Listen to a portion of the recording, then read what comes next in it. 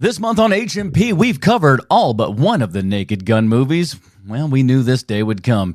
Is it indeed the final insult? Welcome to Half-Ass Movie Podcast.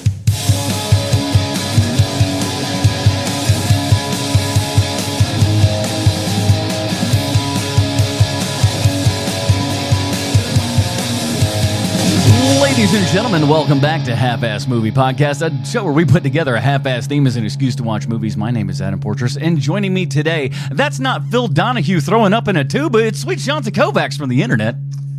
We call it the Denver jockstrap. Oh, Jesus, and it's starting again. Start again, I everybody. thought you were giving me a rim shot. I know. I was like, wow. Pa-da-pa. Adam's really stepping up the support. Well, listen, don't think that won't happen next week. Now that you put it in my car, you've thrown it back up there, going, I wouldn't mind a rim, every now and then. Why not? Still got the soundboard, right? With yeah, we could make it all happen. And he too hasn't shot anyone in 6 months. Bruce Leslie. Hey, you know what? Not in 6 months, but the years isn't over yet. Yeah, So listen, we're a little bit more than halfway through. You still have plenty of time. I think I even had something prepared to say, but after the talk about the rim shots and stuff, I forgot. It was something about the not since Nosferatu has the silhouette of a character been so important. Well, we are back, everybody, with the final film in the original trilogy, Naked Gun 33 1/3, The Final Insult from 1994. An amazing year, 1994. We got Leon the Professional, Pulp Fiction, Shawshank, Naked Gun 33 1/3, all of equal caliber. OJ killed a guy and his wife. So we had one final good thing to send him out on and be like, thanks, Juice. Oh, man. Imagine if the White Bronco was on the news like 2 weeks before this was released. Well, yeah, let's see. Well, what did this movie make? I didn't really look at the box office. 50 million altogether, basically 50 million. And I'm wondering if the reason why that is because of all of the real life stuff that happens 3 months later. I'm going to guess that probably had something to do with it. Let's go watch the movie and see if we can see the killer on screen and like go, oh, you see in that scene right there, I can see it in his eyes. He would murder somebody. I can see it. It might be the reason they didn't go all evil bong with the sequels. Did you guys hear how much the original, the new Naked Gun, where it's at? No, where are we at now? It's about to inch towards $80 million. That's crazy. Not too shabby for a movie that didn't really kind of like spark and be the big kind of hit that I would guess they would really have wanted, but like it seems that it's kind of had that sturdy little pace there, so that's nice. It's about to be the second most biggest box office for a Naked Gun movie compared to all the other Naked Guns. That's crazy, man. $80 million for that movie. There's no way, they made their money back twice already. That's pretty sweet. Yeah, looks like we're going to be getting another one of those. And honestly, after that movie, I'm all for it. Yeah, I'd love to see another one of those. And we'll talk about how how I wish they would have addressed something in that sequel. But we'll get to that a little bit later. But before we do want to remind the people that this here show is streaming live on YouTube and Facebook and Kick and all kinds of places, man. And we are, as of this recording, I think we are less than 45 people away from 20,000 subscribers on YouTube. So by the time that you hear this tomorrow, it's probably going to be there. So we're very excited about that. Thank you guys so much for all of your love and support. And if you haven't yet, man, do us a big giant favor. Hit that like and subscribe button and hit the bell notification because we've got new stuff that's coming out. There's a version of this show that's beyond just us talking. We have so many different ways for you to enjoy HMP. First and foremost is your OG way, right? On your podcast device of all, wherever you go, that's always been there, always will be there. You've got the live stream that you've got right now, so you can either watch that live, as we've got several people doing at this moment, or you can watch this live stream later. However, on Monday evenings, I drop in a full edit of HMP, so it's a little bit more dynamic than the regular live show that you got here with just static images of us and everything. It kind of goes back and forth. It's a little bit more interactive, and if you're more of a visual learner and everything, I think the full edit show would do quite well for you. I'm pleased with the product that we're putting out, and it sounds like other folks are as well. I feel like we're only 18 months away from our big Broadway musical. I mean, of course, we'll open in the West End in London just to get our feet wet. Yeah. And then we'll go to Broadway. You don't want to like dive in too big right away. Let's just get smart with ourselves, everybody. So if you do want to join us out for that live stream, that it's 8 p.m. Eastern on Sundays and everything. It's probably not going to be the same next week, so just stay tuned. But the best way you can do that is hitting that like and subscribe button and that bell notification, so when we do go live, you'll know exactly when that is, and you can be one of the dirty babies over there in the chat. And if you are one of those dirty babies, boy, oh boy, you might as well just drop us a little bit of a super chat and get yourself, let's see if I can hit the right one. Fortress Bucks. That's for anything $10 or over, but if anything underneath that, we just got to get you the Fortress Pennies. Fortress pennies, watch how they shine. Oh, everybody loves my it. word. So, you know. That is the worst. Oh, man. That is the think worst. there's some kind of New Orleans voodoo curse gets unleashed every time we play that. Yeah, you ever seen Casper? That's like the vibe I get with it. It's bad. But That is a nightmare, that song. So- You ever seen that movie Skeleton Key? That's the song. Skeleton Key. What a wild and interesting, what an odd choice that. I hate that movie. That movie sucks so bad. But if you'd like to join on those super chats, we'd love to hear that as well. And if you can't do that, man, like I said, just whatever. Patreon.com/HMP. That's what I meant to say, because those people get pre-show, post-show, Dinger Zone. And on the Dinger Zone this week, we will be talking about our September rollout, man. We have 5 weeks in September and a boatload of movies to cover in that, and we want to share those all with you and how we're excited for those films. So if you want to get a little sneak preview on all the things that we're coming up and watching in the month of September, check that out over at patreon.com/HMP. Or if you're on the live stream right now, listen to the end, and after the show and everything, we'll do our regular Dinger Zone, and then I just chop that right out come the next day so nobody else gets to see it. Ain't that fun? That list of dirty babies is beautiful. I love just how many folks are latching on to our silly little show here. So we would love to have more people aboard the Dirty Baby Daycare. What do we call it? Ooh, I didn't think about calling it a daycare. Come on into the dirty crib, the filthy crib for dirty babies. That's what we got. So patreon.com/HMP. Links for all of those fun things are in the show notes. Well, boys, let's jump into it. We've gone through all of our fun Naked Gun things. Let's get to Naked Gun 33 1/3, the final insult. And if I can get it up on the board here. Let's go with the IMDb plotline, because as we know, IMDb always 100% correct in everything they say and or do. Frank Drebin comes out of retirement to help police squad infiltrate a gang of terrorists planning to detonate a bomb at the Academy Awards. This is written again by Pat Proft, David Zucker, and Robert Lokash. This is directed by Peter Siegel, who I think most people know best from Bikini 2, The Saga Continues. But he also did not 1, not 2, but 3 Tom Arnold The Naked Truth specials. You guys remember those, right? He would go on to do Naked Gun 33 1/3. That would be his first big film. But then he would jump on the next year to do Tommy Boy. That's pretty sweet right there. That's Yeah, all right. I like Tommy Boy, man. Then he'd I go- had a good time with that. Yeah, then he'd go on to do My Fellow Americans with Jack Lemmon and James Garner. He'd also direct The Nutty Professor 2, The Clumps. And while I was watching that movie on a prom night, I knew with that girl that she was going to dump me. And, yeah, so that's what I remember that movie. I was just, we're sitting there after prom watching The Clumps 2 on her couch and everything, and I'm like, this girl's breaking up with me. And I was right, brother. It was like like she rode me to the prom, and that was it, and then it was just gone. It was like, all right, he's out of here. But then he'd have this long run with the Sandman. He'd do Anger Management, 50 First Dates, The Longest Yards. Then he'd go on Get Smart, The Grudge with Stallone, and most recently 2 My Spy movies with Dave Bautista. Wow. So the guys, right, that new one's were coming 2 out. My Spy movies. The new one's coming out. It's Yeah. not even out yet. he's getting on it, man. Yep. This, of course, I got again. another reason to get out of bed tomorrow night. Still working, baby. Yeah, they got to do those quick, man. That girl's growing up.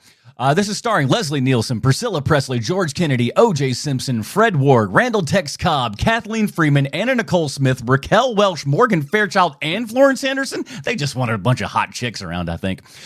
We got Earl Bowen from Terminator 2, a ton of celebrity cameos that are actually kind of surprising. And we've also got Vanna White, and as per our usual arrangement, Weird Al Yankovic. Now, I've never actually seen this movie before. I was fairly certain, but for whatever reason, I feel like I saw a gajillion ads, and it felt like I saw this movie previously. I think I saw so many ads for this thing back in the day that it was just like, oh, I know this movie. I didn't know. I think this might have been the first time I've seen this. Sean? I've seen this before. I had seen this probably when it came out to VHS later on home video. I remember at the time thinking, oh, well, it was a good run. It's like, well, they put final in the name, so I guess they kind of landed it. Yeah. And I will say this. I think that I keep using the term diminishing returns when it comes to the Naked Gun movies. You know, the first one, unimpeachable. The second one it's fine. And then I always thought the third one was the worst one of the three. It still is, but it's not nearly as bad as I thought it was going to be. I thought that it was going to be something where I was just watching it the entire time like, but I wasn't. It's something where if you have it on in the background, it is not going to offend you. It is not an incredibly loud movie, and it's fine. The movie is fine. I was kind of surprised. I'm not saying this just to get a reaction, I promise. But I found this movie to be more intellectually stimulating than the second one. Or more mentally stimulating, I should say. I thought more watching this one than I did for the second one. This one didn't act good with me in a way the second one didn't. I laughed hard at stuff I'm not proud about laughing at, but I'm sure we'll get Well, that goes for normal for you, though, right? I think I usually have no shame at what I laugh at, but I laughed at a few things here I'm going to have to confess. It'll feel like a confession. there's a few things that are different about this third one than the first two. Like, for instance, you don't have an actor as the bad guy in this movie who just feels like it's kind of surprising they didn't use Shatner, right? Like it feels like they totally probably should have used Shatner for the third one, but he had already worked on Airplane 2. Maybe that was the reason why not. I don't know. But so that part was cool. I think that they're doing even more of the, like date movie, that kind of thing in this movie, where you really do see the connective dots between Naked Gun to those terrible parody movies that they kept running for 10 years. Like, in the second Naked Gun, I kept complaining about how there's too many of those cutaway shots of people's reactions to things happening. Yeah. And there is just as many in the third one. The new thing that's in this third one that the second one doesn't have, that are in all those terrible movies, parody movies, is they are now doing the thing where they're just mentioning other movies, and that's supposed to be enough for a joke. I'm thinking about like the moment where Fred Ward starts laughing like Beavis and Butthead. Like, that's not a joke. That's not a joke. Hey, this thing that's popular right now? Something exists. Yeah. Are you saying that maybe this is Seth MacFarlane's favorite Naked Gun movie? Because he just goes and hits those references. I like it. I just might be. I think that there are a few things in this movie that are fun to see. Like, once you learn that George Kennedy was sick for a lot of the filming of this, like he had like the honest to God like flu, and so there's a lot of him just sitting around, and you could tell what scenes are the ones where he was sick in. Like, that's super fun. That's super fun to watch. I do love that we live in a world where Frank Drebin is retired, but Ed's still working. That is funny. Plays his cards right. He was good with investing and stuff like that. So his 401k just real nice. I also go ahead. I was just going to say that this movie is from a time period where the trilogy was still sort of a holy franchise structure. So there was no franchise needed more than 3 entries, other than maybe James Bond. That's a discussion for later on in the show, perhaps. Rocky was at a couple at this point. They really had to get to everything they had to say in this one. I mean, they had to take on gender roles, gender identity, the prison system, Hollywood. They couldn't leave anything on the table, and it kind of has that kitchen sink feel. But I kind of like a kitchen sink feel every once in a while. I don't want it every day because that would be too much, but I don't think I'd ever seen this before, so it felt a little fresh. Seemed ahead of its time to me. We'll get into that. Not necessarily being ahead of your time is a good thing. it just felt a little ahead of its time. But I think that I did not realize that the shadow box with Frank's shoes and gun and like his clothes and it's hung up on the wall. I didn't realize that was from the original Naked Gun. So when we see the new movie of Naked Gun and that's up on the wall, I'm wondering how many people realize that that's from 33 and the third in the first place. Because I sure as hell didn't. no. Yeah, it went over my head too, but I love stuff like that. It was neat to see. It was almost like an Easter egg in a movie that it wasn't supposed to be an Easter egg for, where you're like, oh, that is from the new one. Like it was kind of neat. And at the same time, Whether too, it's though, for the good best or- part is when they're watching the new one and everything, it's only the Naked Gun 33 and a third nerds that are going, ooh, ooh, ooh, ooh. And whether it's for good or ill, Nordberg's picture frame really did steal that scene. Oh yeah. Yeah. Was J. Edgar Hoover still up though? Because Yeah. I chuckled at that. I do like. I think Sean's right though. Like that's while watching this entire thing, it really started to feel like they were giving the kind of structure that would come to all of these parody movies and stuff. It feels like we're just shy of doing that in this movie, but they're like, well, we can put it inside of a Naked Gun movie and that'll be perfectly fine. You almost expect a completely another sketch to end up starting up. Almost Kentucky Fried Movie-esque going on in this movie. It's not super bad, but you can definitely see them, planting those seeds for future films. It's I funny. wondered. Go ahead. I apologize. Okay, I wondered if like the constant movie references and because they weren't really the kind of movie in the first two to just straight up do parodies of movies you've seen.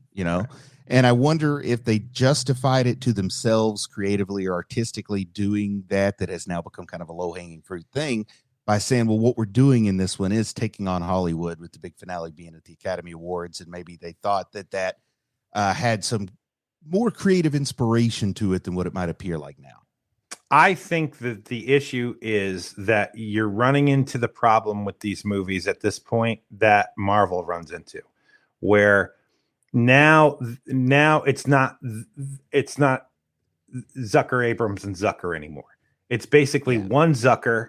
Abrams is off doing Hot Shots, and so you have that Pat Proft guy, the guy who came in later for the original Naked Gun, and he's kind of the guy that links everything together to the point where we're at Date Movie at some point. Yeah, that's the same guy. And so whatever artistic merit you think Naked Gun has is basically on the one brother, Jerry. I think we learned last week. Jerry was basically the force of like coming up with new ideas of like, we should shoot this in a way that looks cinematic instead of we look like we're on back lots and it looks like a TV show. I think this third one here is the most TV looking of the Naked Guns. And so when you go backwards and you look at that original Naked Gun and you can see just how cinematic that first one is, it's kind of shocking with just how much that changes over the course of, 12 years? These three movies were made within a course of 12 years. Yeah. 6 years. 6 years. So Yeah. it's kind of surprising that, they really have gotten to a point where they're not doing this because they love this anymore. They're doing this because they can make a little bit more money out of this franchise. Yeah, it's going to the well one more time and everything with it. And at least they had the courtesy to kind of give us the old man Frank story, as it were. It's like, right. At least we're finally starting to realize, yes, Leslie Nielsen is an older gentleman, and we can't be doing this for too much awful long. And at least there's another avenue with which that we can kind of try to explore a little bit within this. And I think that's a little bit fun, kind of starting out him trying to get away from the world of police and everything like that. It's, again, none of it is fantastic. You're never slapping your knee, but you're never super offended by how unfunny it is. You never feel that. I never felt like I was just, mad at them for what they gave me. A couple of times I did feel that because I'm comedy broken, as you both well know. But it comes at the expense of the thing that has basically ruined comedies in movies for the last however long, where just because you're referencing something doesn't make it a joke. Yeah. And that is rife throughout this movie. Something that I'm enjoying, though, is it feels like it's referencing things I know didn't exist at the time it was made. Maybe that's a little bit of what I mean when I say ahead of its time. But this whole intro with Frank trying to adjust to his homemaker life makes me think of Mr. Incredible at the beginning of The Incredibles. I really couldn't help but kind of feel like this is a whole lot like funnier over the top version of that. Even with, Jack and their quest to have a baby being in here, which for the record, I'm on Frank's side. That guy don't need to be bringing nobody new into this world, man. Let him go ahead and die in the next 3 to 5 years of old age. Then Jane can move on if her 58-year-old ass really wants to have a baby. Yeah, I'm sorry. I'm just calling it the way I see it. No, I love the absurdity of these two AARP members talking about whether or not they're going to start a family, having baby fever. Priscilla had already had an adult child at this point. Priscilla looking good. What's that Patton Oswalt joke? Let me elaborate what that might look like by pushing this butterball turkey through these gray curtains. I'm not familiar with that reference, but I like it. She's great. Like I was, in all of these movies, Priscilla Presley looks like she's at least having like a really good time. It looks like she wants to be there in all of these movies. So that's a big plus, because I could imagine being like a second banana to Liam Neeson in these films and stuff like that, and being the lady, and probably not having the best of parts comparatively and all that kind of stuff could probably make it go like, I don't really want to be in. But she's very much game for all of the stuff, and it continues on in this movie, and it just seems like, she's having a good enough time with what she's doing. And she understands the assignment too. Like she gets where she is. She knows who she's supposed to be. And that's literally, on our text chain, I was like, hey, here's my take on this movie this week, which is, I think that because they made all of those terrible parodies with Leslie Nielsen, like for years after, like Wrongfully Accused and, like Spy Hard and all these terrible, terrible parody movies.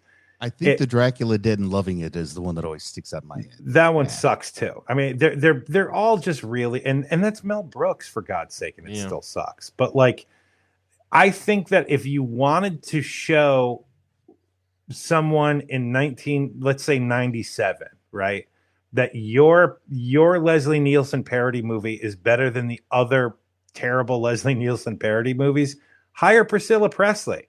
It's not like you're going to be spending a fortune for the lady to get her to act in your movie. She can't cost that much money. And also they work really well together, those two actors. I really love seeing them around each other in these films. Maybe they hate each other. I don't know. It feels like they've got really good chemistry. It does. The one thing I would say about Priscilla Presley, she probably did not work one day more a year than she wanted to. You may not realize that she inherited a large estate once. Who's this? I don't. She's financially independent. What did she do before the Naked Gun series? I'm not. Stock investor. Her dad had a hardware store or something. Oh, I don't know. It's in Memphis. Cool. Sounds good. Graceland Used Tires or something. She ran a lot of Ace Hardware stores. You know how it is. You just start accumulating that bread. And so, I mean, that's what these producers making these terrible parody movies are trying to do anyway. They're trying to like suck what little marrow is left in them bones to be able to bring people and put asses in the seats for a terrible Leslie Nielsen parody movie. Why don't you bring in Scylla? And that way you can show, hey, we're a little bit better than those other terrible parodies. Our terrible parody movie is this much better. Hey, sometimes that's all you need. Huh? I had an interesting watch through thinking about like themes, especially between the second and third one, like an abrupt change in themes. No matter how silly or wacky your parody movie is, if it's, trying, it's going to have some kind of theme. So just boiling that down, the second one with the whole environmental theme, I would say the theme there is we maybe should be a little more socially conscious.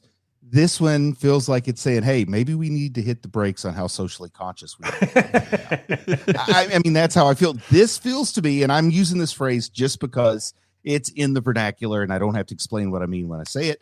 This feels like an anti-woke movie way before those terms woke and anti-woke came around. It feels like just in the 3 years between 2.5 and 33 and a third, some people had gotten fed up with maybe the performative feminism in Hollywood based on the titles of these movies that are all nominated for Best Actress and Best Picture, and then the whole Thelma and Louise homage that they have in there. And you know, the courtroom stuff, everybody's got a baby but her. That feels like that Baby Boom movie, if you ever saw that. But no, I'm not sure. I'm not sure what that one is. A working woman has to choose between being a mom or having a career. A story that's never been told. I was about to say, hasn't that been kind of since? I mean, well, this was like 1986. Working Girl, Baby Boom, like they're all interchangeable. They made 7 of those. She's having a baby. You know, like they're all interchangeable. Impressive shoulder pads in each of those entries. Well, there are indeed. That goes without saying, I think. You know, I want to say this, which is that they did the right thing, and I didn't realize just how right it was to not start your new Naked Gun movie, meaning the one that we just saw in the movie theater a month ago, by starting off with the flashing light, because I think that if that had started this new movie, I think, especially after having watched these 3, I would have been like, oh, come on. But the fact that they put it at the end, so you kind of miss it. Yeah. You're like, oh, that was a really, especially now after watching 3 of these, where it's like, look, you guys, you've done it. You've made a 5-minute bit in 3 separate movies with a joke that's kind of funny in the first one. Yeah. we drag it on, and then we kind of keep doing it, and more and more and more and more and more and more. I love the way the Legacy sequel handled things, because they were there for, let's say, the more neurotic viewer like myself, who needs to know that they're aware of the history, but they don't let the history drag the movie down. Right. And that seemed to be something that they had, going for that movie, indeed, was that they had that balance of like, hey, we know enough of the old stuff, but we're not going to just be hanging our hats on that and that alone. This, though, feels like they're trying to go out, but again, like Sean said, they're trying to go out towards that more parody thing. I mean, so much so, like the first 5 minutes of this movie is them just recreating the Untouchables. And look, I get it. Isn't this hilarious that they keep adding more baby carriages? Like they just keep adding more and more and more. But when you're 10 minutes into the same joke, it's just like, come on, guys, we need to move on. And it's also kind of cool to me, just in a way like, oh, did you know kind of way. But like their pretty good attempt at sort of recreating The Great Escape now almost plays like they were parodying Shawshank, which came out the same year, which I just don't think it's possible that they could have been doing that, but it really feels very Shawshank too, so I love that. I wonder, did they play The Great Escape music cue? I feel like they might have. That's a good question. They definitely played a fill-alike if it wasn't the if it wasn't the real one, it was definitely one that they wanted to make you think it was that, because it was very Great Escape-esque. It's like you just you felt like a lot of the parodies were just coming out and smacking you hardcore. Like, I mean, I didn't hate it, but like the Jurassic Park one, for example. Oh, that's awful. It's not great, but like, it's like comparatively to some of the other stuff. Oh, the Jurassic Park thing was so bad. I had to tell myself they're parodying like The Land That Time Forgot. It's like, so I couldn't bad. Tell me they're parodying Jurassic Park. Hey, it's got an old man in it though. Don't you know? It's an old man. He's a dinosaur. He's old. The cup of water is shaking. Remember that from Jurassic Park? I love stop motion. But you can't parody Jurassic Park with stop motion. No. And you were so close to it as well. It's like you were just 1 year removed from Jurassic Park, and like, listen, I'll grant you for as much as you got it looking, that much like Jurassic Park when you doing it and whatnot, but still, oh boy, little rough. Also, this is eating me up because I wrote this note down and I got to talk about this, which is it's early on. You see Frank, he's doing like chores around the house and stuff, and he's wearing an apron. Hilarious. But there is nothing lamer.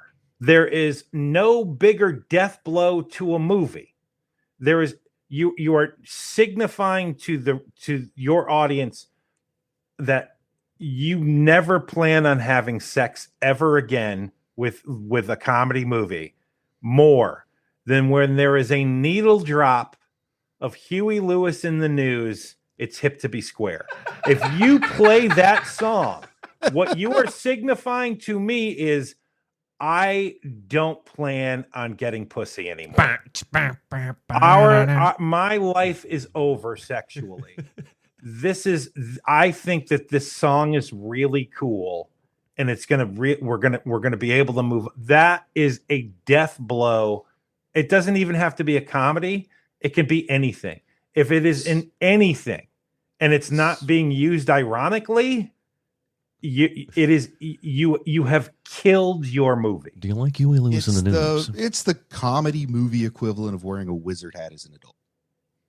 And if there's any one of us that knows anything about that topic, it's one Bruce Leslie.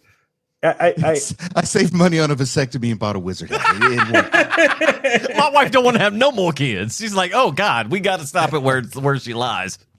It's amazing we got these out. Let's not tempt fate any further. I'm tired of the opposite sex being attracted to me. Let me put Huey Lewis in the News on the hip to be square on this jukebox, on this here jukebox. Here's the thing, Bruce. He's more of I want a new drug kind of guy. That's his problem. Look, that song is bad also. But if you're playing that song in a movie, it's one of two things. You're either trying to signify to someone that I'm using this ironically, or it's something where it's being used the opposite way, right? Like that Christian Bale movie where he plays the serial killer, because he's listening to "I Want a New Drug" at some point in that movie, I think, and I was like, oh, that's a really good use of that song here. Are you guys familiar with patch testing in terms of like allergies, medicine, things? Yeah. You put a small amount of something, see if there's a reaction, and that's how you know if that substance or medicine. I've had to do it. I think I've seen Dr. Hibbert with one of those guns on The Simpsons. I hate to say that's how I know what you're talking about, but I'm fairly certain I saw it on The Simpsons. Back in my single days, I would have a relationship patch test where I'm like, okay, this is feeling like it has the potential to get serious before we need to go any further. What do you think of the Blob? About me. Here, let me put on some of my favorite music, and I hit up the Weird Al selection on the computer. And after that, if they're still interested, then I know we're going to be okay. But like Weird Al was my hip to be square, I guess. If you can make it through that, you can make it through anything. And three and children. That's my tie into has. this movie. Weird Al, he was at this show. There you go.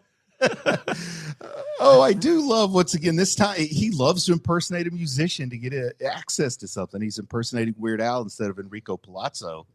I'm far more familiar with Weird Al's oeuvre, so I know that he is in fact a real musician. I don't buy this Enrico Palazzo character. You who don't know what Bruce is talking about here, Bruce was certain that Enrico Palazzo was he thought he was one of the three tenors. I thought he was the third tenor with Placido Domingo and Luciano Pavarotti, because nobody can ever remember the third guy. So I was like, oh yeah, it's Enrico Palazzo. And people no follow-up questions. I said that for years, and people are like, oh yeah, you're right. Well, that's the thing. The majority of people, certainly Americans, how many are really going to be like, I'm sorry, but that is not the opera singer with which you speak of, sir. You know nothing. Most Americans just going to go, yeah, that sounds right. That's a funny name. Yeah, I looked it up. The actual guy is Jim Bob Turner. I had no idea. Yeah, it's weird. You wouldn't think that'd be a regular Italian name, but every now and then. Hey, it's spelled with G's and I's and stuff. That's just how you pronounce it. Jim Bob Turner. My next thing, right? So like the hip to be square, I've said my piece. I am assuaged. The next thing that made me insane is Fred Ward, who I love. Fred Ward's amazing. I love Fred Ward. He is in countless things where I'm like, is Fred Ward the best thing about this movie? And then I have to answer my own question and go, yes, he is. However, in Naked Gun 33 and the third, Fred Ward knows he's in a comedy. Yeah. And it makes me insane. And so there's two things happening at the same time. One, it's the reason why Leslie Nielsen is so great in these movies is he never behaves like he's in a comedy. And so that's kind of the problem is Fred Ward is not doing the straight faced. And the second thing is it's Fred Ward, who is awesome. Why didn't someone pull him aside and say to him, listen, you have to behave like this is not a comedy. Yeah. It's a 2-minute conversation. I had almost the exact same notes there, Sean. And I even said, like, Fred Ward is great doing a comedic performance, but that's just not this movie's gimmick. It's not this movie's shtick. But, I love Fred Ward, and I think that he did great in isolation. It just doesn't match with what we've been given to expect out of this franchise. But I always enjoy him when he's in stuff. He's got a face that tells a story. He's almost got like that look like maybe he should be a little more famous, if that makes sense. I want to blame everything on Remo Williams. Because if Remo Williams was a bigger movie, he'd be a bigger actor. That should be his memoir title. Blame it on Remo Williams. Hey, but I feel like if he is a bigger deal, he's not in Tremors, and then we lose that. And I don't want to lose Tremors. I don't want to lose the first Tremors movie. It's amazing, and you don't get the 12th one without the first one. Well, I knew you were going to bring that up because we that's don't what get you all do. the other gems. That is a Bruce Leslie staple.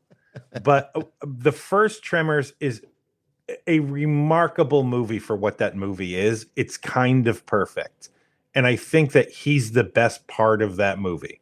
And there's a lot of great performances in there, but Fred Ward has the toughest job of anyone else in that movie, and it's great. And he is so good. He is so good in it.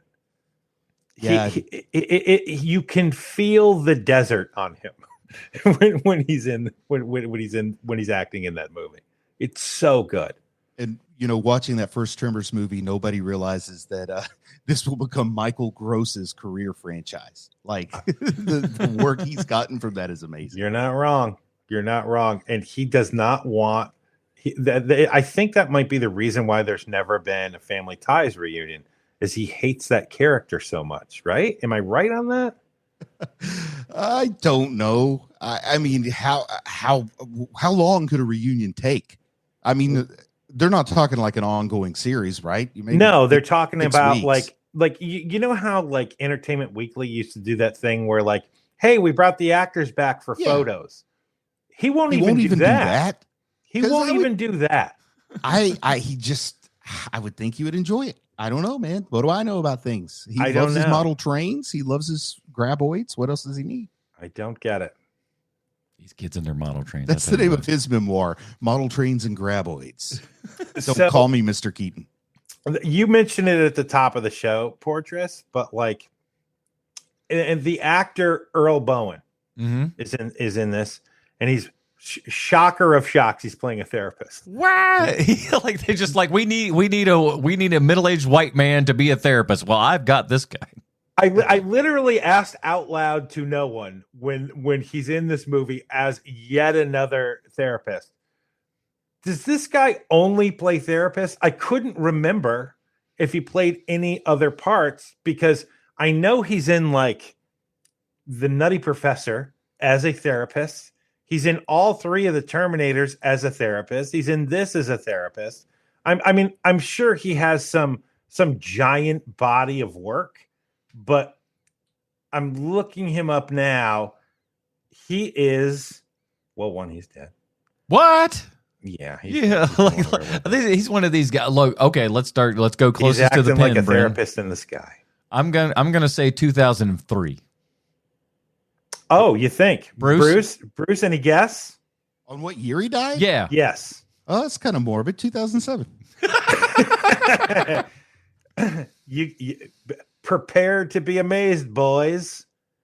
2023. Holy smokes. Wow. Yeah. Good for him. That's Yeah. a big time therapy run. paid off. All Now, that granted, therapy paid off. He Exactly. probably also has looked, 47 years old since he was 27, I would imagine. So You're probably right on that. But looking through his filmography here, he did a lot of video games by the end of his life, which I get. He's got that great voice. yeah, good voice. Yep, doing a lot of voiceover work in the 2000s. He's in going backwards. It is a lot of voiceover. Man, he has. That's I mean, that sitting at home money, baby. Woo! He probably got his own little recording studio there and everything. They just send him the script. He just bangs it out and sends it right in there. The check just keeps on rolling. 294 credits as an actor. Holy smoke! We'll talk about a bucket of wind for this guy. Man, oh man! I got some cameo questions, if that's okay. Like word up questions? What do you mean? That's the what? No, more like Chunky A. They're their best friend. Anyway, Pia Zadora. Yeah. Which you have to Pia's say her full name. You can't just say Pia. That don't make no damn sense. You're like, who the hell are we talking about? You have to say Pia Zadora, full name. Was she famous for anything other than being famous? Because I just grew up with her as like a guest on talk shows, variety shows. Maybe she made some appearances on Hollywood Squares. I don't know. Like back before we had this world of internet influencers, we still had these people that were just kind of famous. Yeah, and I like think Pia Zadora is one of them. If you were like the next door neighbor on a sitcom in the 70s, you were going to be on every game show forever. Pia Zadora, the thing that I know about her is that her husband was loaded, like multi-million. It might even be her dad, not her husband. Okay. And they basically paid her way into like roles and things like that. Taylor Swift. It's sort of a Paris Hilton thing. A little bit, yes. And so, like, I'm kind of surprised with how game she is in this movie, because knowing that about her is that they basically paid her way into having a career, sort of. But it surprised me that, like, oh, she's literally singing this. Well, she Like, also this is gets her like singing. I think that she probably took it because it's a really big number. She's very much involved. Like it is, we call her name out very specifically. It's all centered around her and the fun with the wig and stuff. It's going to be something that's very memorable for the movie. And I bet that's how it was kind of sold to her. She's like, oh yeah, that sounds good.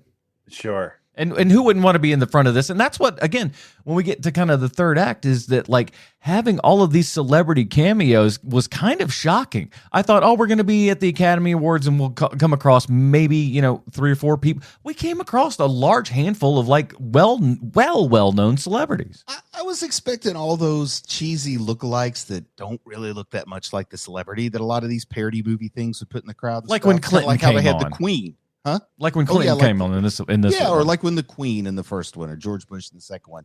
I thought most of our Hollywood celebrities would be people we didn't know of doing impressions of celebrities that weren't very good. And son of a gun, James Earl Jones shows up, and you're like, "What? They got James Earl Jones for crazy. this? That's nuts." Crazy. But again, he had even said in the past though, like, look, if you can pay my price, I'll come in. very I'll true. I'll do your 10 minutes, but you don't own me. But at the same I'll just time, do too, this. and I don't know if people know this, but I want to give a little posthumous kind of pat on the back to our good friend James Earl Jones. James Earl Jones did not go to comic book conventions or sci-fi conventions or any of that stuff, and it wasn't because that he didn't want to go. He didn't want to have people pay exorbitant prices for his autograph. He refused to do that. So throughout his life, I think almost up to the end, if you sent him, a picture and everything with your prepaid envelope and everything back, he would sign your stuff and send it back. I heard he was just afraid of David Prowse. I'm sticking Jones with the postage. Take that, James Earl Jones. I'm not turning that back in. No, sirree, Bob. This is I going want to to send you a picture COD. You can sign it and keep it. It's a picture of me. So I just looked it up. So Pia Zadora's rise to fame was largely driven by a media engineered push in the 80s after her marriage to multimillionaire, I'm going to butcher that name, so I'm not going to say it, but it was her husband pushed Josadora? to make her famous. And so that's what happened, which is crazy, man. It feels, that's the famous for that. That is that era's equivalent of an influencer. I can't think of any other way. Hey, listen, man, we are not too far off from this happening in today's modern age, because what's his nut there? Jeff Bezos is basically the new Charles Foster Kane with his wife, trying to get him and her and everything. He's like, she could be a Bond girl. It's like, you need to shut your mouth right now, sir. Yeah, with at least he doesn't own James face, Bond yet. Wait. With that cat face she's got, she'll look great. She'll look great on the big screen. We're gonna send her in a spaceship. Oh, I totally forgot about this. When Pia Zadora was a child, she appeared in a movie. Any guesses? We've all seen it. All three of us have seen this movie. Take a guess. It is famous for being a terrible, terrible movie. Joker 2, Folio Duke. She wasn't a child then. She was a full-ass adult. Oh, I not so good with time. One of those mad world kind of dealies. Santa Claus Conquers the Martians. Oh my! Oh, that's right. I bet she gets top billing in that now when they I would imagine that public she domain. Does. Yeah, I would imagine she does get top billing. Yes, because it used to be like the midnight movie around Christmas on whatever the dinkiest local station you had, and I bet it was starring Pia Zadora. Her name is up big in the credits for sure. Oh, is it? For sure. That's another Leslie fact, man. You can take that with you, and you go, "Hey, you know who's in Santa Claus Conquers?" I had totally forgotten about that, but yeah, her name is in the opening credits, so like it's very much her, but it looked like a little, like you said, 11-year-old girl or something like that. She looked like a baby. It's just like, oh, and then she doesn't grow to be a big adult either, so she was tiny. She's a little midgy baby. She had one of those faces going on in this movie, which is still weird at that, at this age. I'm just gonna say you need a specific audience for a Did You Know About Pia Zadora. I don't even know if I'm gonna stoop there every day. Well, first, I would say to you that you would definitely need to know your audience. What we've already learned over the course of 10 years, you don't. But hello, I'd like to welcome the new freshman to Huntington. Hi, did you know Pia Zadora was? Take this home, put it in your pocket.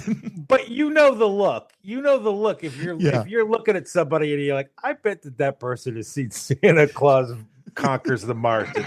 You know the look. I know the look. I know the look. Yeah. One of those. I'm going to drop that one on Clint McElroy next time I see him. Nice.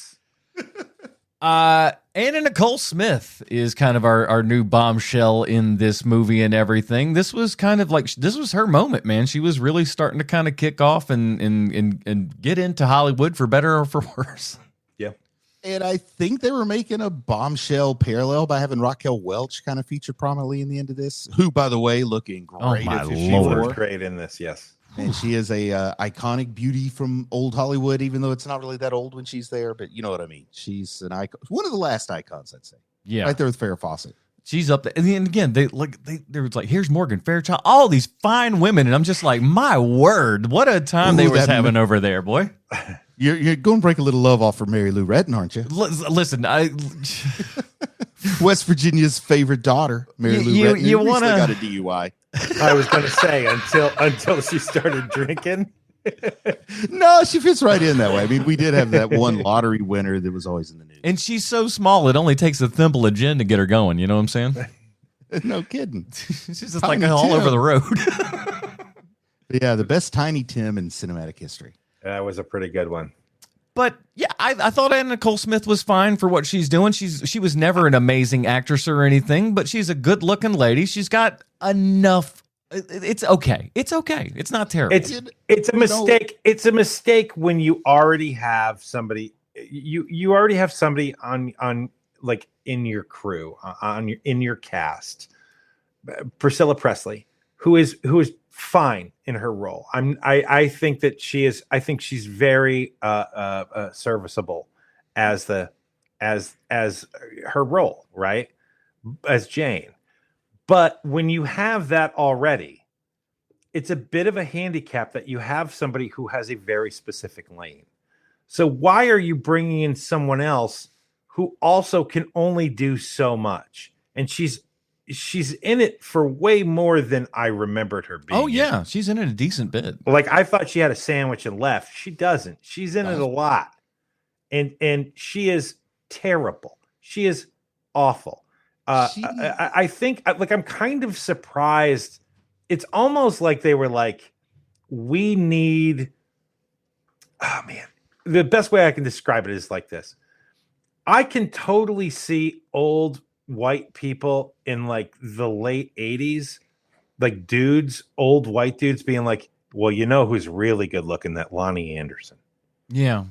Oh, for sure. I never quite understood the Lonnie Anderson bit myself. But and that's what I'm saying with this. Yeah. Is that it's kind of the same, it's the same level of like old white dudes, just like, no, that is a lady, like that kind of thing. But when it came to 1994 Sean, I was just, when she shows up on screen, I was like, yeah, she's like in Playboy or something. Like, yeah. Who cares? No, So I'm sorry, go ahead, Bruce. Another way that I would say, the movie's not really ahead of its time in this. Movies have always done this sort of thing. But Anna Nicole Smith sort of felt like trend chasing a meme. Yeah. I mean, especially in 1994, she's almost a meme. You know, I've never been that into like boobs and butts and legs and stuff, but I still think she's pretty. Yeah, she's a good looking lady. Yeah, she's a good looking lady. She seems kind of genuine and innocent because she can't act. So having her, you know, her look versus how she communicates, there's like a disconnect there that I think made her appealing to some people.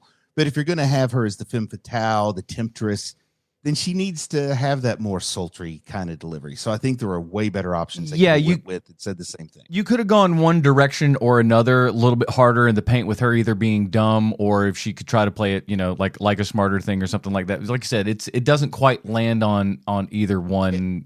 You're right. I don't know if this quite counts as ironic or just an interesting plot twist, but I'm almost certain in 1994 the discussion was, do we give it to Anna Nicole Smith or Pamela Anderson? Yeah. And now it's interesting with the remake that Pamela Anderson's the one who shines through in that role like nobody but Priscilla's been able to do. I don't know. Maybe it's just because I married a 6 foot tall blonde woman at one point. Maybe that's why I like Anna Nicole Smith. It's like, a big old giant lady who's like that. I think she's fine. And again, she's had what a tragic life that poor lady lived. She, it's pretty sad overall. Just it's rough go of it. So I always feel kind of a little sorry for her when I watch stuff like this. What's the name of the lady that played Mama Fratelli and she was Owen's mama and Throw Mama from the Train? Oh my God. I know this. God, chat. Well, anyway, you know who I'm talking about. And she was, I know she had some health problems, but in 94, I think she would have still been able to work. And I feel like. And Ramsey, thank you. Thank you. Chat got it. I think they could have just gotten her instead of getting this lady to do a bad parody of her. I think I would have enjoyed if Fred Ward's mother was Mama Fratelli. It looks like it was definitely an Anne Ramsey written kind of role for sure. And it's like we got little Anne Ramsey on account of I straight up thought they were just doing a parody of the Fratellis and that Sloth was Frank. We've got Anne Ramsey at home. Yeah, Anne Ramsey at home. Sorry.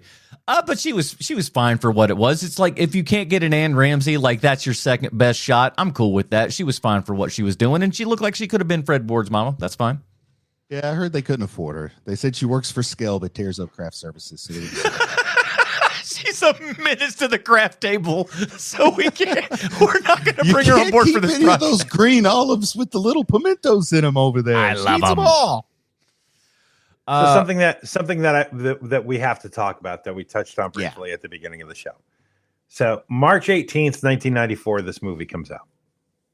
Then June 1994, a waiter and O.J. Simpson's wife is found murdered. That is 3 months, right? March, April, give or take. May, June, 3 months. Let's say 3 months, right? At the time, it seemed like this is going to seem impossible to you, Adam, because you were too young, probably. Hey, I listen. I remember watching the chase live on TV. So, but it seemed impossible. First, it seemed impossible that OJ had killed somebody because you just knew him. I just knew him as Norberg, and the guy who was a football player. I was too young to. He's have in all seen the play Hertz live. commercials and stuff. Yeah, the Right, and so he's the like Hertz commercials. So he's a talking head on NBC Sports at the time, like all of these things, right? And he seems very affable. And then once you learn more and more about it, you're like, oh no, OJ absolutely did it, right? And so and this happens, and he's still got a movie that's in theaters. It's in movie theater. It seems insane, right? Like that is not a thing that would happen now. Like, yeah, they probably try to pull it or something. Was Christopher Plummer working in '94? Could they have gotten him in time? Oh yeah. Even when you're looking at something like the kid who played the Flash, right? And he had all Ezra those Miller. allegations, and you have all of these think pieces about how, like, oh, should they release the Flash because you know that he's done all of these things. Yeah. Now imagine that times 10 million. Ezra Miller didn't murder anyone. He might have abused a couple of people, but he never murdered anyone. Not There were two some people. allegations, yes, but they were talking about pulling it then, like with that. So, like, but there was no talk of pulling the Naked Gun out of theaters because OJ was accused of killing two people. Shawnee, let me tell you why this happened.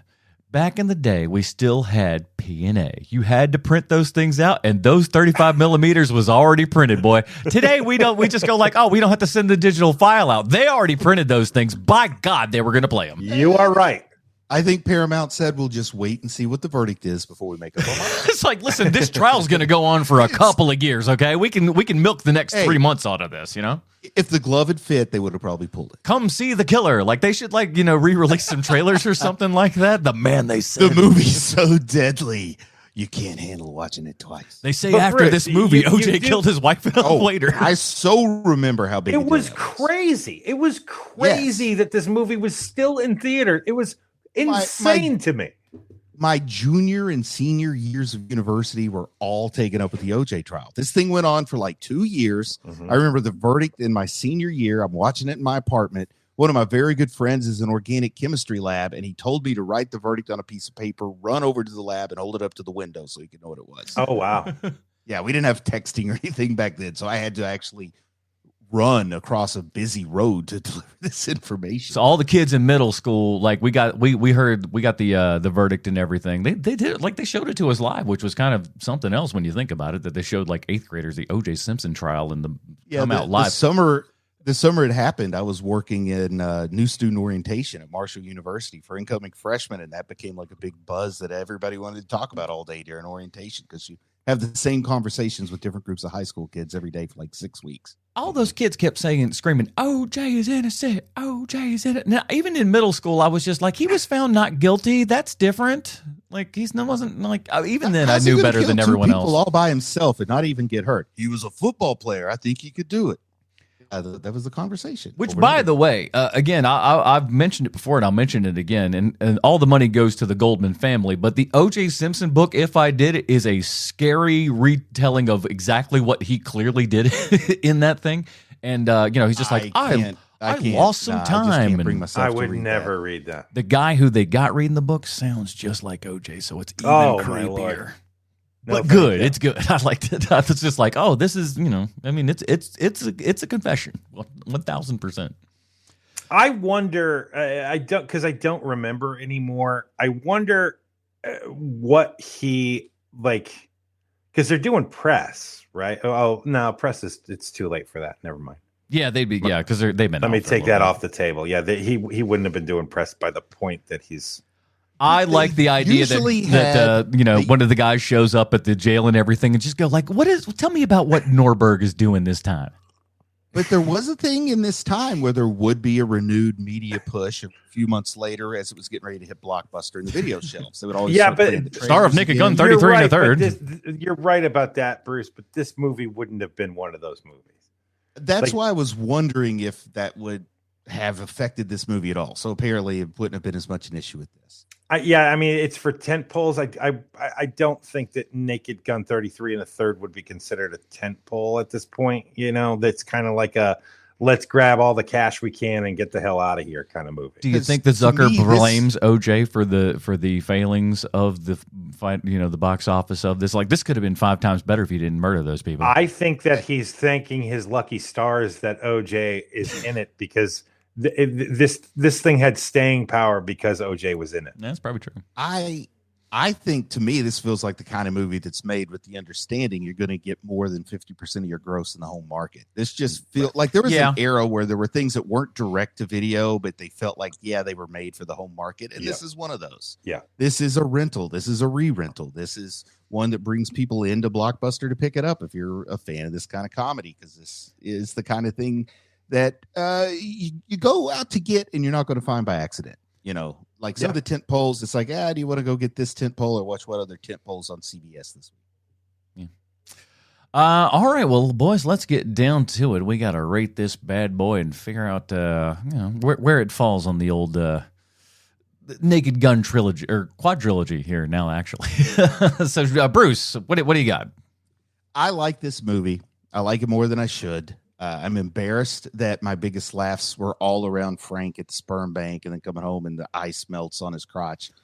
I had a good time with all that. So I'm going to give this 4 stars. I think it'd be interesting to see what a young person thought of this. And if it doesn't feel almost like it was made by boomers to make fun of millennials for the purposes of Gen Z's entertainment. Like, it kind of has some of that feel to it. I'm a little off kilter, I know that, but I'm giving it 4 stars. Well, listen, we're used to it at this point. Sean? I am giving this movie 2 stars like I did last week with Naked Gun 2.5 for this reason alone. Ann B. Davis is in this movie. Oh, my God. Yes. What an amazing, quick little cameo. All of a sudden, you see Alice over there watering the lawn, smiling her ass off. God, it's great. It was such a sight to see, and I was so thankful to know that in 1994 Alice was still alive. She looks exactly the same. The same. Yes. Beautiful. She looks the same. Like Crazy. And for that reason alone, I'm giving it the exact same 2-star rating. What a lovely, lovely moment. Matt in the chat says, my favorite joke is the prisoner who correctly identifies everyone as Homo sapiens. My favorite joke is I was as frustrated as a midget at a urinal. No. Like a midget at a urinal. I knew I was going to have to be on my toes.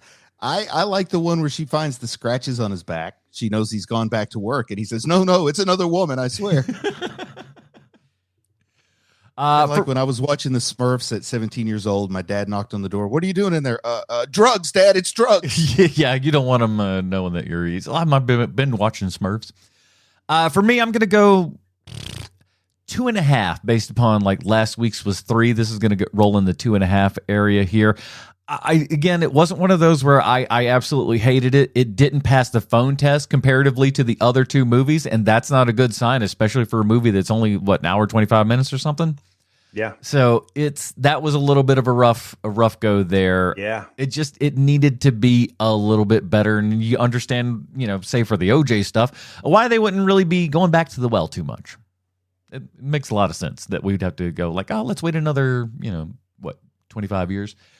Or get this. So here's what they should have done in the new Naked Gun is reference that Liam Neeson is only like 31 years old, but that's how he looks. I wish that they had kind of taken Sean's suggestion and sort of made Priscilla Presley and Leslie Nielsen, I apologize there, but made Priscilla Presley and Leslie Nielsen like a modern day Abbott and Costello and just put them in lots of scenarios. Hey, I buy any of that kind of stuff. Well, that is it, everybody. So that's our Naked Gun month has come to an end. 4 Naked Gun movies, all of varying qualities, I would say. I will say this, though. I think ultimately, though, our biggest thing is how shocked we were at how good the new Naked Gun movie actually was. Yeah, that's the biggest winner this month for me. Shocking. And the fact that it made as much money as it did means that we're probably going to be seeing a couple more of those. Also, we reviewed it weekend of release, and it will be available for home viewing soon, if not already. That's crazy. Oh, my Lord. Listen, and Hollywood wonders why things are going to pot. Listen, you're the architects of your own demise. We got got to rush into that home market that notoriously pays nothing. Yeah, you know how they're really shelling out the ducats over there at the home market. Let's We quickly got to get get them some there. of that Hulu cash. Put it on Hulu. That's where the kids want it. Tom Cruise is right about yet another thing. Man knows a little something Stop about releasing a it little something. so early. Well, next week, everybody, starts a brand new month, and that brand new month has 5 whole weeks in it with which we get to watch some movies, and we decided on a theme, and we're going to space, baby. That's right. We are going to space 5 weeks in September, and we are starting it all off with the 25th anniversary of Galaxy Quest. Wow, that movie's 25 years old. That is an insane thought. 25 years old for this sucker.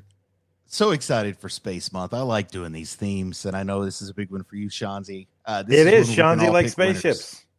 We can all pick winners this month if we want to. And guys. arguably, I think we have. yeah, already, right? we'll discuss all of those in the Dinger Zone after this show for the live folks, and then Dinger Zone for the Patreon folks as well. They so all have merit this year, Bruce. It's not like the last time where it was like we were all I praying. think this looks good. Like I'm not going to tell you what my pick is, but it stars Pia Zadora.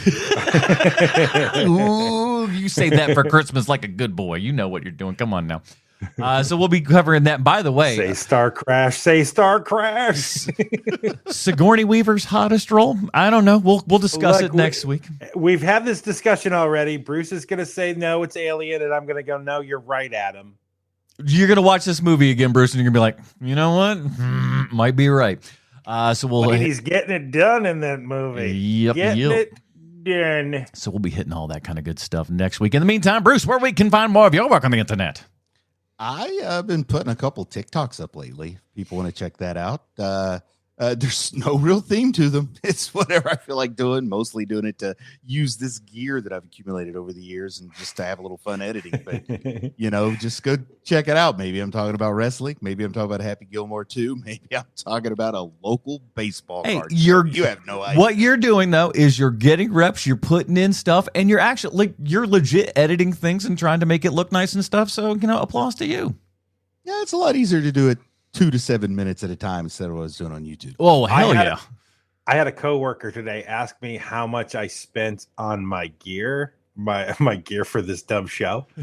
And I already knew, I was like, what sounds like a realistic thing that doesn't make me seem like an insane person? Like, what is that number? And so I came to the number $1,500, and he literally went, $1,500, and I immediately thought to myself, sir, if you knew how much money I actually spend. Yeah. It's not all at once, I promise, but it is an irresponsible amount for what I've gotten in return. Yeah.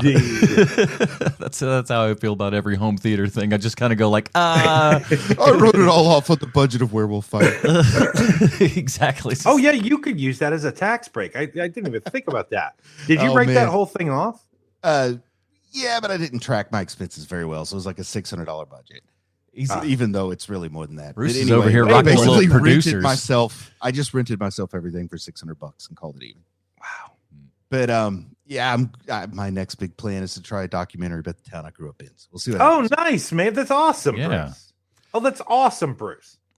Well, that will do it for this episode of Half-Ass Movie Podcast. Join us next week when we're talking Galaxy Quest from I don't know what year it is. I've totally forgot. It's 25 years ago. For Sweet Shots to go back to the internet, Bruce Leslie, I'm Anna Portress, reminding you to get out there and watch the movies, you dirty babies.